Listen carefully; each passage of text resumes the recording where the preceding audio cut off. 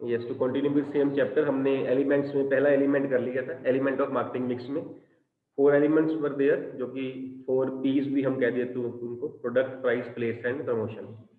और उसमें से प्रोडक्ट को हम डिटेल में कर चुके थे। प्रोडक्ट के बाद हमने प्राइस जो था वो स्टार्ट किया था, है ना।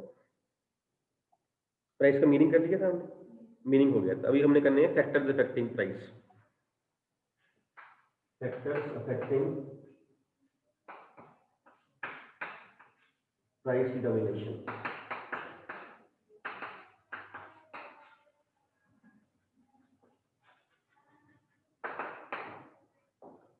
Factors affecting price determination. First लिखिए, इसमें सिंपल से पॉइंट्स हैं बहुत ज्यादा। फर्स्ट पॉइंट है कॉस्ट ऑफ प्रोडक्ट। किस केस में कम होगा प्राइस, किस केस में ज्यादा होगा, ये आप नोट कर लेना। Cost of the product,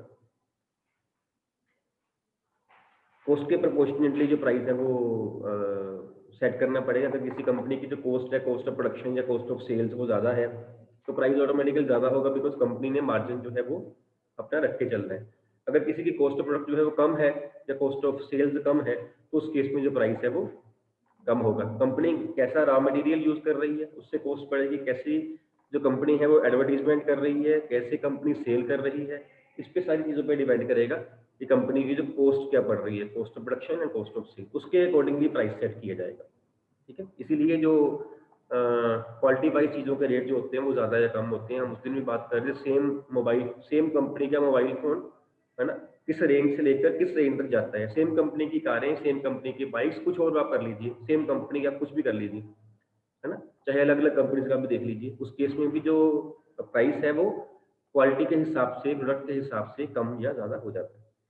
second is demand and, और जब आपने कॉस्ट की बात करनी है, पिछले पॉइंट में जब आपने कॉस्ट की बात करनी है तो इसमें आप सारी कॉस्ट का मेंशन कर सकते हो, whether it is fixed cost और it is fixed cost. And second cost कौन सी होती है? अरे आपने बनाई है कर्व्स इकोनॉमिक्स में, एक फिक्स्ड कॉस्ट होती है और कौन सी कॉस्ट होती है? हमने 11th में भी किया हुआ, हमने बिजनेस में किया हुआ, हालांकि वहां बनता नहीं था। Operating cost, fixed cost, operating cost या वेरिएबल कॉस्ट भी कह देते हैं उसको, और एक और होती है सेमी वेरिएबल कॉस्ट। थोड़ी सी वो फिक्स ही होती है, बाकी वेरी करती है with the level of production. Fixed cost remains fixed, variable cost जो है वो वेरी करती है with the level of output. Semi variable cost जो होती है कुछ एक लेवल तक फिक्स रहती है, उसके बाद वेरी हो जाती है वो। ठीक है, तो सारी जो कॉस्ट है वो कवर होनी चाहिए। ठीक, second point is demand of the product.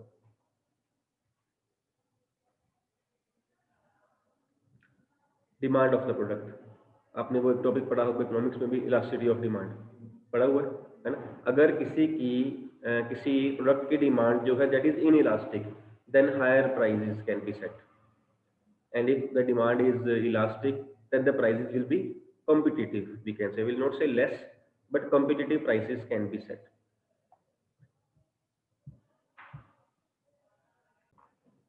Third point is extent of competition in the market. Extent of competition in the market, अगर कंपटीशन जो है वो कम है then the prices will be higher, more, है ना। And if the competition is less then, if the competition is, मैंने पहले क्या बोला था, उल्टा हो गया, उल्टा हो गया, सेम बोल दिया। If the competition is less in the market then the prices will be more, and if there is more competition then prices will be less, नहीं कह देना, कॉम्पिटिटिव कह देना, है ना, क्योंकि लेस की भी कोई लिमिट नहीं है, competitive prices can be set.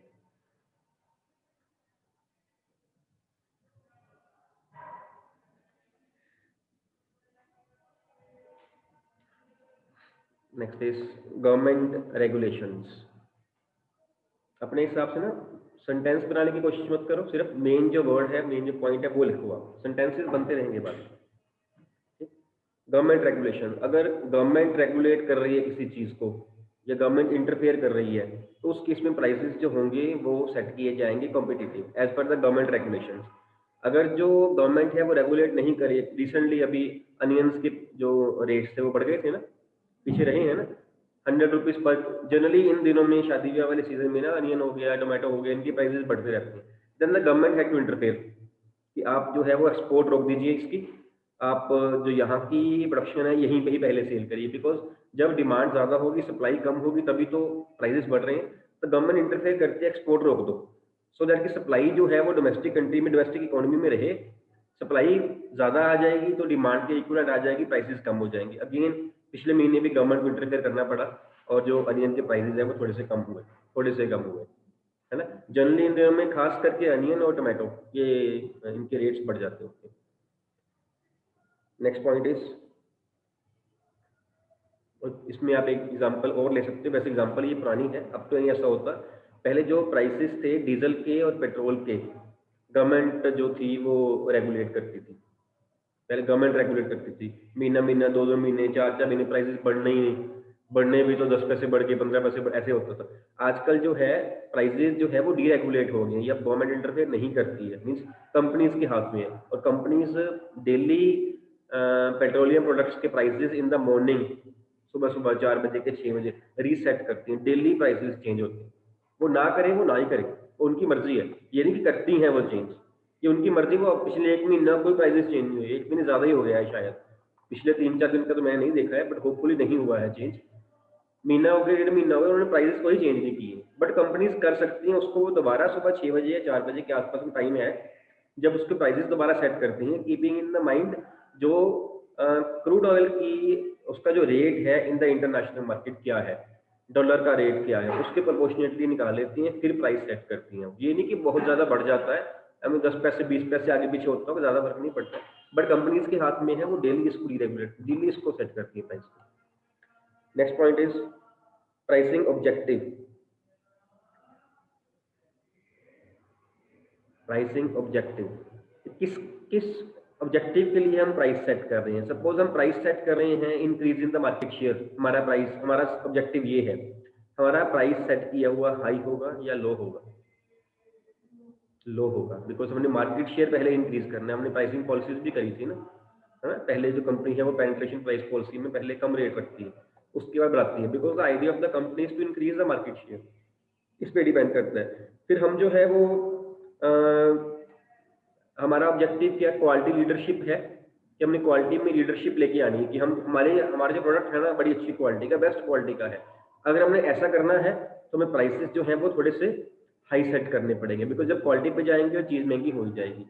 ठीक है, डिपेंड करता है हमारा ऑब्जेक्टिव क्या है। अगर हमारा ऑब्जेक्टिव जो है वो मार्केट शेयर इंक्रीज करने का है तो कम होगा, अगर हमारा ऑब्जेक्टिव सेल इंक्रीज करने का है तो हमारा प्राइस जो है वो कम होगा। अगर हमारा जो टारगेट है, ऑब्जेक्टिव है, वो ये है कि हम क्वालिटी में लीडरशिप अटेन करें, कि हमारी चीज़ सबसे बढ़िया है, तो उस केस में प्राइसेस हाई ही सेट होंगे, लो हो नहीं सकते उस केस में, है ना। और कई बार किसी कंपनी की इमेज ही बन जाती है, अगर हमने उस इमेज को ही मेंटेन करना है, उस केस में हमारे प्राइसेस उसके हिसाब से होंगे। जैसे अगर हम बात करें बजाज इनकी टू व्हीलर्स की और हीरो के टू व्हीलर्स की, तो इनके रेट में डिफरेंस होता है, इनके रेट में डिफरेंस। बजाज का जो टू व्हीलर है हीरो के कंपैरेटिवली थोड़ा सा कम होता है, because they are known to be customer friendly, we can say, उसकी पॉकेट में ज्यादा आती है बजाज की मोटरसाइकिल जो कि, ठीक है। एक इमेज बनी हुई कि इनका जो प्रोडक्ट है ना वो सस्ता होता है कंपेयर टू दैट, तो वो इमेज को मेंटेन करना है तो आपको अपना कंपटीशन देख के, लेवल देख के उसके हिसाब से प्राइस सेट करना पड़ेगा, क्योंकि आप अपनी इमेज खराब नहीं कर सकते। ठीक है, various objectives are there. Next is the marketing method used. Marketing method used, यहाँ पे हम कह सकते हैं अमाउंट ऑफ एडवर्टीजमेंट, कितनी को हम कर रहे हैं। अगर हम ज़्यादा करेंगे एडवर्टीजमेंट तो उस केस में हमारा प्राइस जो होगा वो ज़्यादा सेट होगा, हाई होगा। अगर हम कम कर रहे हैं तो वो कम सेट होगा। ठीक है, लेवल्स ऑफ पैकेजिंग, पैकेजिंग कैसी कर रहे हैं। अगर सिंपल सी पैकेजिंग कर रहे हैं, हमारी कॉस्ट ऑफ सेल जो है वो कम होगी, तो उस केस में हमारा प्राइस जो है वो कम होगा। अगर पैकेजिंग पे हम ज़्यादा ध्यान दे रहे हैं, ज़्यादा खर्चा कर रहे हैं, लेबलिंग वगैरह पे ज़्यादा खर्चा कर रहे हैं, ब्रांड पे ज़्यादा खर्चा कर रहे हैं, उस हिसाब से हमारे जो प्रोडक्ट का प्राइस है वो बढ़ जाएगा। ठीक है।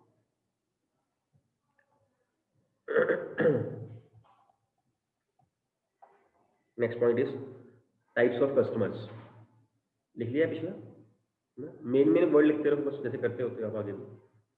टाइप्स ऑफ कस्टमर्स, कि हम किस टाइप ऑफ कस्टमर के साथ डील कर रहे हैं। अगर हम टाइप ऑफ कस्टमर्स की बात करें तो high income group people, low income group people, एक मिडिल इनकम ग्रुप भी होते हैं, ज्यादा वो होते हैं। हाई इनकम ग्रुप और लो इनकम की बात करेंगे, अगर हम हाई इनकम ग्रुप पीपल के साथ जो है वो डील कर रहे हैं, हमारा जो प्रोडक्ट है वो उनके लिए बना हुआ है, हमारा प्राइस डेफिनेटली हाई होगा, क्योंकि वो पीपल ऐसे हैं जो क्वालिटी डिमांड करते हैं और वो पैसा खर्चने में हिचकते नहीं है। हाँ जी कोई बात नहीं है, जितना मर्जी महंगा, उनका तो ये होता है जितना महंगा उतना अच्छा है, वो तो उल्टा महंगा लेंगे। अगर आप उन लोगों को सस्ती चीज दोगे वो लेंगे ही नहीं, इतनी मर्जी अच्छी हो आपकी चीज।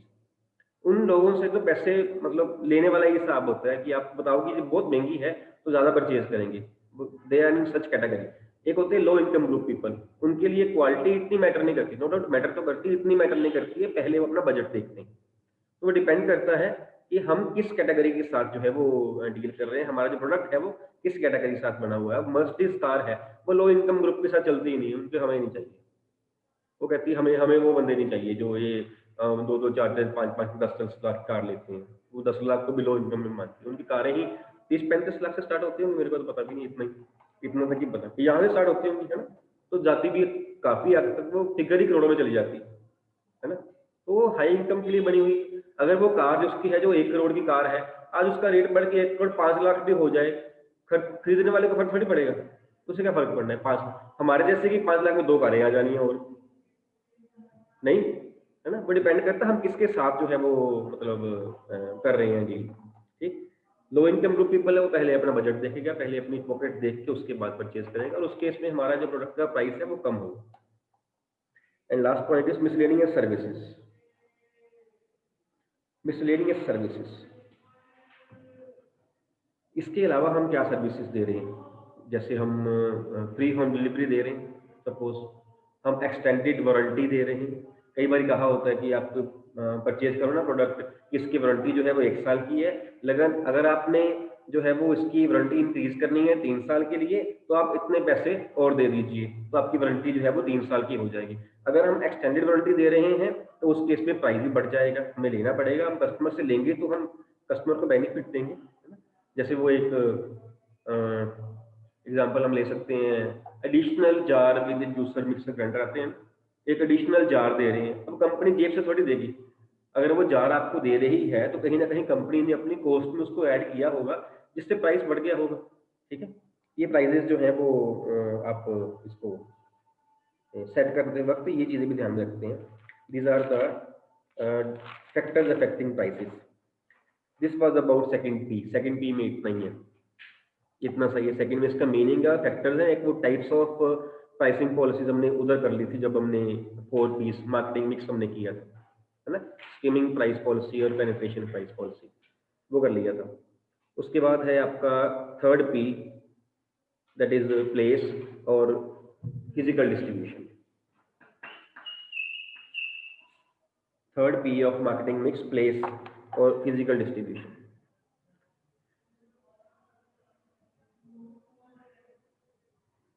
ठीक है, this element deals in the fact that how to make goods available from the place of production to the place of consumption, because it is also known as physical distribution, means how the physically goods are distributed from the place of production to place of consumption।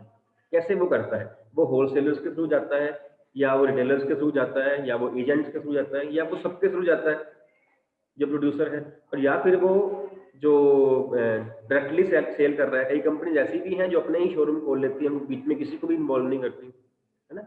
इस पे depend करेगा। This is about physical distribution और place. अब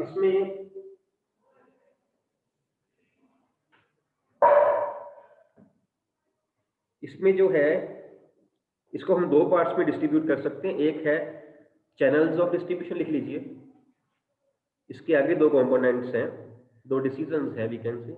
one is channels of distribution and second is physical movement of goods. Channels of distribution and physical movement of goods. हाँ जी कनिका, कनिका आपने hand raise किया हुआ है। सर प्राइसिंग ऑब्जेक्टिव एक्सप्लेन कर दो। प्राइसिंग ऑब्जेक्टिव, प्राइसिंग ऑब्जेक्टिव जो हमने पढ़ लिया है पहले। हमारा ऑब्जेक्टिव क्या है प्राइस का, इस पे डिपेंड करता है। अगर हमने सेल इंक्रीज करनी है सपोज पहले, हमारा मार्केट शेयर इंक्रीज करने का या सेल इंक्रीज करने का हमारा टारगेट है, तो हमारे प्राइसेस जो है वो कॉम्पिटिटिव होंगे। क्योंकि अगर हम कॉम्पिटिटिव प्राइसेस रखेंगे, अपने कंपटीशन के हिसाब से रखेंगे, तभी तो कस्टमर हमारी चीज परचेज करेगा। अगर हम कंपटीशन के हिसाब से प्राइसेस ना रख के ज्यादा सेट कर दें, तो जो कस्टमर है हमारी चीज ही परचेज नहीं करेगा।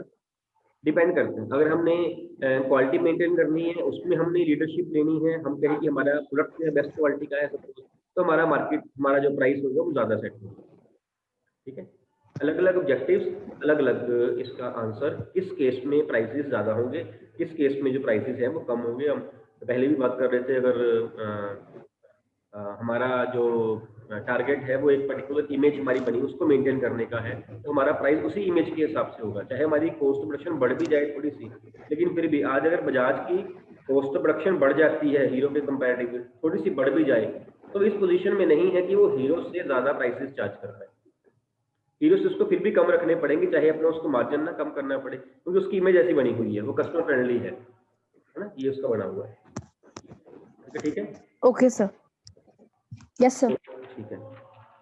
So coming back to that topic, that is two decision। First decision लिखवा लिया मैंने, लिखवा दिया है ना, एक था चैनल्स ऑफ डिस्ट्रीब्यूशन, एक था physical movement of goods.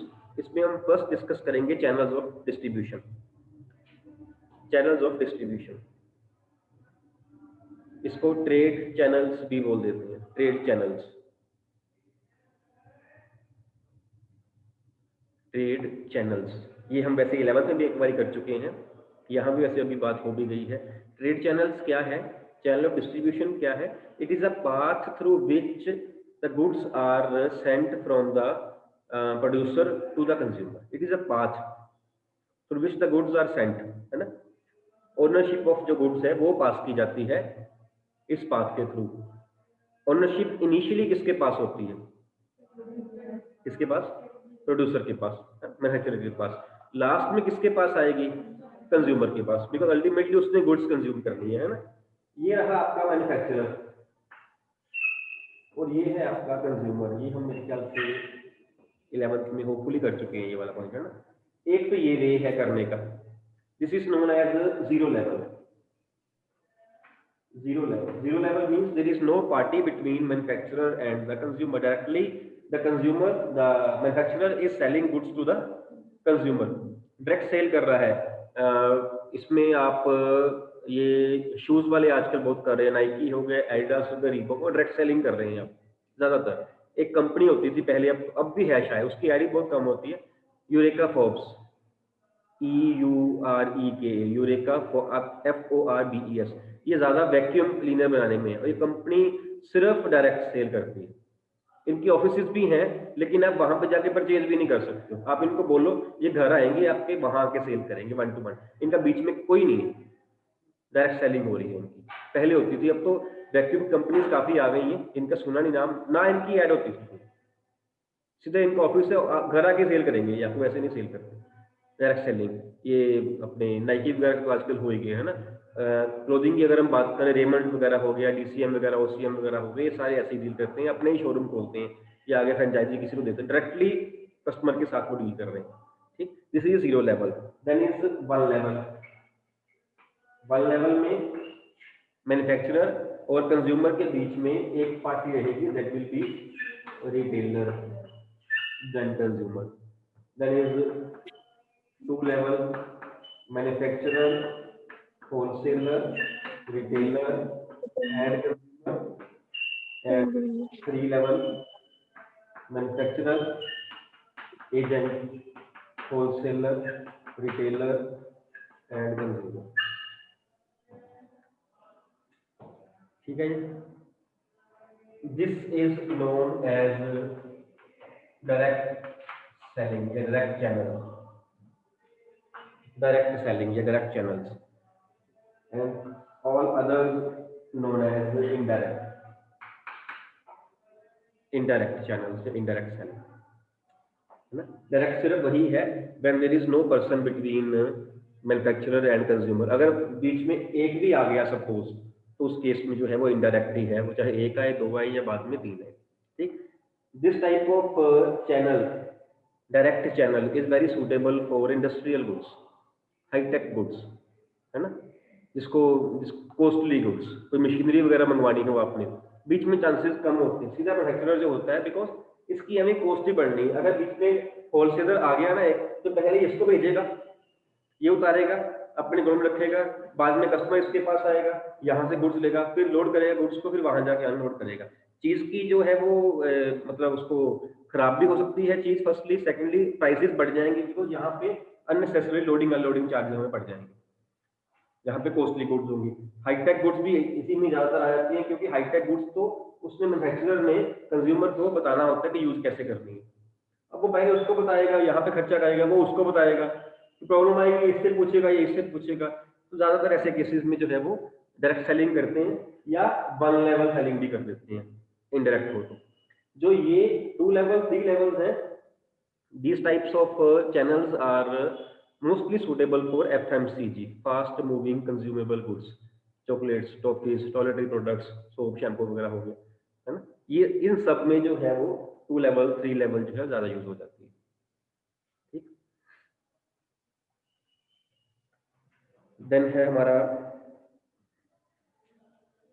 Next, इसी में ही है सब topic, functions of channels of distribution.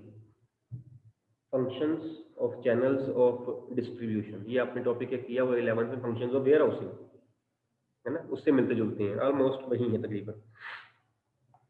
First इसमें लिखिए फंक्शन एक्यूमुलेशन। एक्यूमुलेशन मतलब गुड्स को एक्यूमुलेट करना, कलेक्ट करना, ये चैनल्स का जो है वो काम है। लाइक रिटेलर इससे करेगा, होलसेलर से, होलसेलर एजेंट से करेगा, एजेंट जो है वो मैन्युफैक्चरर से करेगा। तो जो एजेंट है ना, वो यहाँ भी हो सकता है, वो यहाँ भी हो सकता है ना। यहाँ भी मैंने यहाँ लिया हुआ है इसको। अगर वो एजेंट है मैन्युफैक्चरर का तो वो यहाँ है, अगर रखा हुआ है इसने होलसेलर तो वो यहाँ पे। ठीक है, मैंने एक जगह इसको लिया हुआ है, वो लिया हुआ है मैन्युफैक्चरर का, क्योंकि पार्टी एजेंट एक ही। एक्यूमुलेशन जो हम बात कर रहे थे, मीन्स जब गुड्स को एक्यूमुलेट करता है, अपने पास कलेक्ट करता है, पिछली पार्टी से लेता है, अगली पार्टी को सेल करने के लिए अपने पास गुड्स को रख रहा है। देन इज गुड्स की सॉर्टिंग करना, सेकंड पॉइंट है सॉर्टिंग, SORTING, कि गुड्स को से क्वालिटी के बेस के ऊपर उन्हें जो है वो डिफरेंशिएट करना, है ना, सो दैट कि अकॉर्डिंगली गुड्स जो है वो सेल की जा सके। बिकॉज जो मैन्युफैक्चरर होलसेलर गुड्स सेल करेगा ना, उसको भेजेगा, एक तरह के गुड्स नहीं भेज रहा वो, सिर्फ वो 2-3 तरह के गुड्स भेज रहा है। हम उस दिन भी बात कर रहे थे ग्रेडिंग वाले टॉपिक में, grade A product, grade B product, grade C product, है ना। Grade A means best quality product, B means mediocre और C means lower quality product. Manufacturer ने सारे भेज दिए होलसेलर को, होलसेलर ने वो अलग अलग करनी है, उसकी सॉर्टिंग करनी है, उसको डिफरेंशिएट करना है, सो दैट कि आगे डिमांड के हिसाब से रिटेलर को जो है वो गुड्स सेल की जा सके। ठीक है, next is allocation. Allocation allocation means requirement के हिसाब से उसको जो गुड्स हैं वो सेल करनी। अगर सपोज रिटेलर ने होलसेलर से जो है वो एक बैग बड़ा 50 किलो 100 किलो वाला शुगर का ले लिया, कंज्यूमर तो एक बैग नहीं लेना, कंज्यूमर नीड के हिसाब से लेनी है, कोई किलो वाला भी होगा, कोई 2 किलो वाला भी होगा, कोई 5 किलो 10 किलो वाला भी होगा। उसको बोलते हैं कि एलोकेशन करना, उसके हिसाब से चाहे पैक करके दे, चाहे वो वैसे लूज दे, कैसे भी दे रहा है वो एलोकेट करता है as per the needs of the next party. यही काम होलसेलर भी करेगा। होलसेलर के पास अगर हम सेम एग्जांपल लें शुगर की, एक बैग नहीं आएगा, ट्रक भर के आएगा, वो ट्रक्स में से रिटेलर को एलोकेट करेगा, कितने बोरे, 4 बोरे चाहिए, 5 चाहिए, 2 चाहिए। रिटेलर जो है वो इस एक एक बैग में से कंज्यूमर को एलोकेट करेगा, 2 किलो चाहिए, 5 किलो चाहिए, 10 किलो चाहिए। ठीक है, जितनी भी पार्टीज है ये काम उनका है एलोकेट करने का। नेक्स्ट है प्रोडक्ट प्रमोशन। प्रोडक्ट प्रमोशन, सारी पार्टीज जो है, जितने भी चैनल्स हैं बीच में, वो अपने अपने प्रोडक्ट को प्रमोट करते हैं, चाहे वो मैन्युफैक्चरर हो, चाहे वो रिटेलर हो, चाहे वो होलसेलर हो। रिटेलर भी करता है, रिटेलर कैसे करता है, वो गुड्स को डिस्प्ले कर देता है सामने काउंटर पे, वो गुड्स को जहां उसका ज्यादा मार्जिन होता है वहां उन गुड्स को वो डिस्प्ले करता है, बड़ा चालाक होता है वो, है ना। अगर उसके पास 2 शैम्पू है, एक शैम्पू में 2 रुपए कम बच रहे हैं, उसको छुपा लेगा, इसको बाद में सेल करेंगे, कोई नहीं, जिसका ज्यादा बचता है पैसा पहले वो सेल करे, कस्टमर की निगाह में आए, कस्टमर जो वो चीज ले ले, है ना।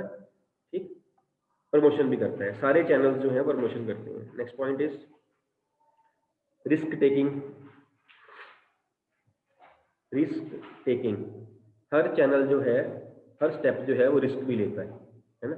रिस्क सिर्फ जो है वो अपने सिर्फ वो फायर एक्सीडेंट थेफ्ट का नहीं है, वो तो है ही, वो भी है ना।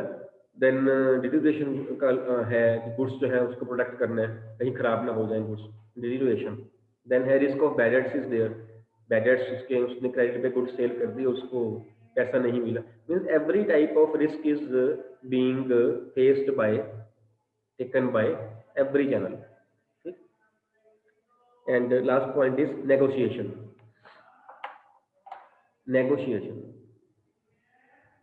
कि वो अगली पार्टी के साथ नेगोशिएट करते हैं। नेगोशिएट करना कह सकते हैं बार्गेनिंग करना, प्राइसेस पे और टर्म्स कंडीशंस पे, क्वालिटी पे, रेट ज़्यादा, डिस्काउंट, रेट कम, हर एक चीज़ पे। अगला कहता है कि ये चीज़ इतने की लेनी है, वो बोलते हैं नहीं मैंने इतने की देनी। नेगोशिएट करना दोनों पार्टी, सारी पार्टीज आपस में करती है ना। फिर वो कहता है कि चलो इतने पैसे मैं दे दूंगा लेकिन आपको होम डिलीवरी फ्री करनी पड़ेगी, चलो कोई बात नहीं करती। ये सब चीज़ें जो टर्म्स कंडीशन है परचेज सेल की, वो सेट करना, उसको बोलते हैं नेगोशिएट करना, बार्गेनिंग जिसे हम कहते हैं, है ना। जैसे वो कहता है चीज़ लेने जाए, हम कहते हैं 1000 रुपये की, मैं 200 रुपये देना है, हम 200 पे आ जाते हैं। नहीं ना लेना हो तो, अगर ना लेनी हो चीज़ तो 200 पे आते हैं, लेनी हो तो फिर हमारी नेगोशिएशन किसी और हिसाब की होती है। ना लेनी, मना ही करना हो तो 1000 बार 200 बोल देंगे, चीज चूज देख के बाद में टाइम पास करने हैं, है ना। नेक्स्ट है आपका टॉपिक इसी में ही है, factors determining the choice of channels of distribution. Factors determining the choice of channels of distribution.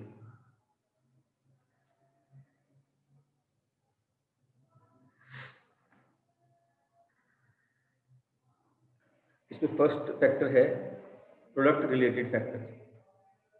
Product related factors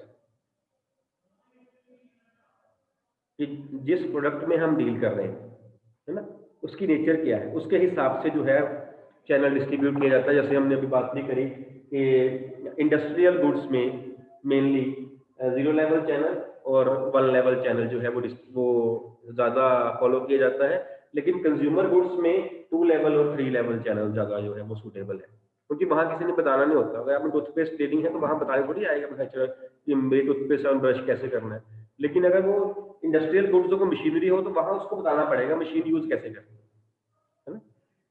ठीक, ये हो गया। इसमें आप और भी पॉइंट्स ऐड कर सकते हो। अगर वो गुड्स बल्कि हैं, ज़्यादा वेट की हैं सपोज, है ना, हम पहले भी बात ये करके भी हटे, अगर वो गुड्स बल्कि हैं उस केस में जो चैनल होगा वो शॉर्ट होगा। शॉर्ट ले लेना अपने आप, उसको आपने 0 बाई को 3 नहीं बोलना, हम शॉर्ट वर्ड यूज करेंगे ना, जो शॉर्ट होगा या लॉन्ग होगा। अगर गुड्स बल्कि हैं उस केस में चैनल जो है वो शॉर्ट होगा। अगर गुड्स जो है वो बल्कि नहीं है, कम वेट है उनका, है ना, उस केस में चैनल होगा वो लॉन्ग हो सकता है।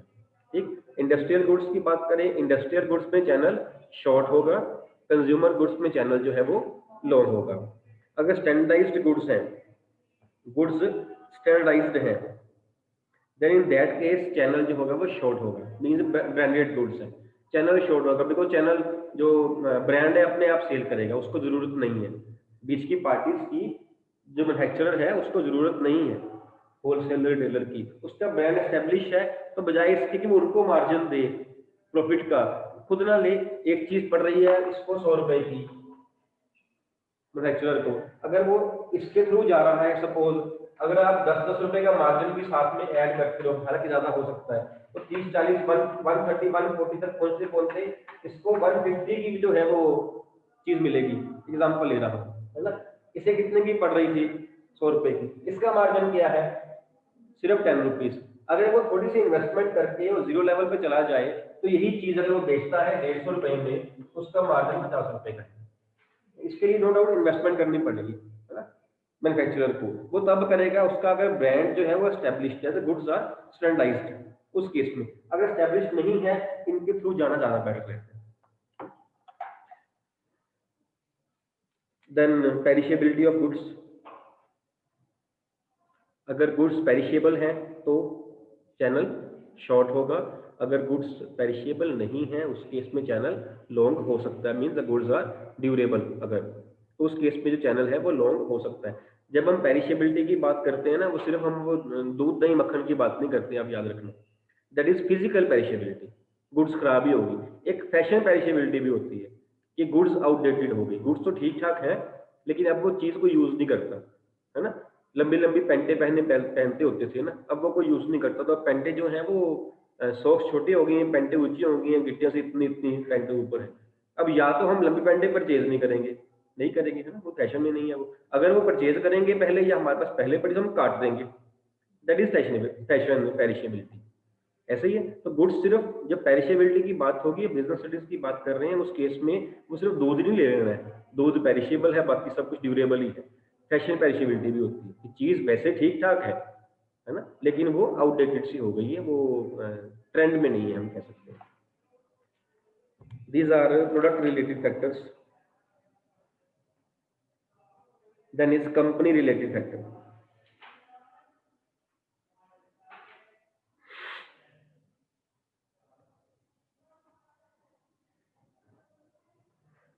Company related factor, company related में हम पॉइंट डिस्कस कर सकते हैं। कंपनी की डिजायर क्या है, whether the manufacturer he desires to control the channel और he wants to dilute that control. अगर वो कहते हैं कि नहीं सारा चैनल मैंने ही कंट्रोल करना है, there will be shorter channel, है ना। अगर वो कहते हैं कोई बात नहीं मैंने चीज बेचनी है तो मैंने आगे डिल्यूट कर देना है, तो channel can be long, because पहले इसमें सारा कंट्रोल है वो इसके हाथ में है ना, प्रोड्यूसर के हाथ में। यहाँ जाके इसके हाथ में बहुत कम कंट्रोल है, बाकी कंट्रोल जो है वो सारा एजेंट, होलसेलर और रिटेलर के पास चला गया। अगर तो वो अफोर्ड कर सकता है तो dilute the control, then he can follow long channel. अगर वो कहता है कि नहीं मेरी विश है कि मैंने सारा कंट्रोल अपने पास रखना है, then the channel will be as shorter as possible. ठीक, इसी में हम गौर कर सकते हैं goodwill, goodwill of the company जो चैनल यूज कर रही। अगर कंपनी की गुडविल जो है वो ज्यादा है पहले ही, then in that case channel will be short. वो अपनी गुडविल को आप खुद करेगी, किसी को उसका बेनिफिट क्यों देगी। अगर गुडविल नहीं है, कंपनी रेप्यूटेड नहीं है, ब्रांडेड नहीं है, उस केस में कंपनी जो है वो किसी और की हेल्प लेगी टू इंक्रीज द गुडविल, और फिर उस केस में जो चैनल होगा वो लॉन्ग हो जाएगा। ठीक है, देन है इसमें ही है। अगर फाइनेंशियल रिसोर्सेज की बात करें, हम कहते तो हैं कि चैनल जो है वो शॉर्ट होगा, लॉन्ग होगा, लेकिन अगर चैनल शॉर्ट करना है the manufacturer has to invest some money. हम अभी भी बात कर रहे थे, है ना। वो कहता है कि जी 10 रुपए का मैंने मार्जिन में 10 रुपये नहीं करना, मैंने तो 50 रुपए गेन करने हैं। अब 50 रुपए गेन करने हैं तो कंपनी में सामान लेने कैसे आएगा वो कंज्यूमर। इसको कहीं ना कहीं गुड्स डिलीवर करनी पड़ेगी, इसको अपने शोरूम्स खोलने पड़ेंगे, इसको अपनी सारी इन्वेस्टमेंट करनी पड़ेगी, स्टॉक वहां रखना पड़ेगा, उतना खुद बनाना भी पड़ेगा, वहां भी रखना पड़ेगा कस्टमर के लिए, जगह लेनी पड़ेगी, उसका सारा कुछ ऐड वगैरह करनी, सब कुछ करना पड़ेगा। इतनी इन्वेस्टमेंट अगर फाइनेंशियल रिसोर्सेज है प्रोड्यूसर के पास तो चैनल जो है वो शॉर्ट हो सकता है। अगर नहीं तो फिर चैनल लॉन्ग ही होगा, पैसा फिर इन्वेस्टमेंट कोई और करेगा, वो अपना मार्जिन लेगा। ठीक है, दीज आर द पॉइंट्स। इसके अलावा टॉपिक पूरा नहीं हुआ है अभी, इसमें 2-3 पॉइंट्स पड़े हुए हैं, वो हम कल कंप्लीट करेंगे। ठीक, कोई डाउट है तो पूछ लीजिए बेटा, लास्ट मिनट है।